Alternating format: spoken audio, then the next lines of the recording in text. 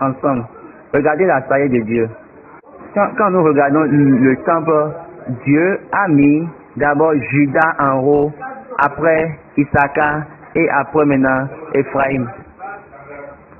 Vers m'excuser, il a d'abord mis Judas, Ephraim, Issachar à la tête du temple qui représentait la tête du Christ. Ces trois tribus sont vraiment significatifs.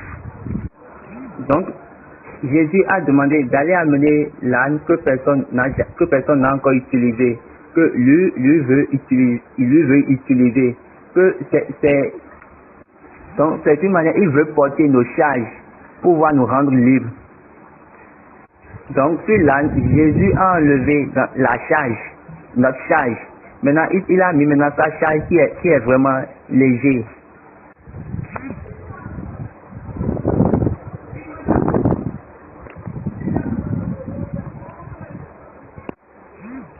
C'est pourquoi Jésus a dit, dans Matthieu 11, verset 28, venez à moi, vous tous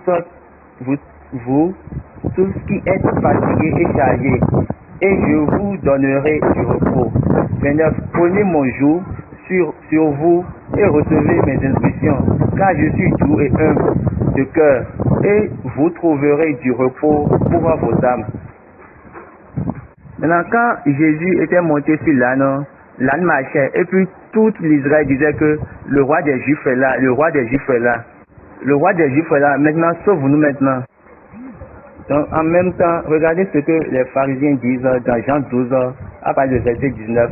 Les pharisiens se disent donc les uns aux autres, vous voyez que vous ne gagnez rien, voici le monde est allé après lui. Donc Jésus a besoin de se connecter à la nation des hommes, les gens qui dérangeaient l'homme. Donc regardez le chemin de Dieu. Tout ce qui était erreur dans l'alliance, Dieu a commencé par enlever un à un. Donc tout ce qui était erreur tout ce qui est erreur, on a mis tout ça sur l'âne. Maintenant Jésus est venu maintenant pour enlever. Maintenant, et c'est de là que Jésus a béni maintenant les hommes qui étaient depuis maudits, les hommes qui étaient maudits depuis là maintenant Jésus a commencé par les bénir. Dieu a son dessein de faire toutes choses selon sa voie.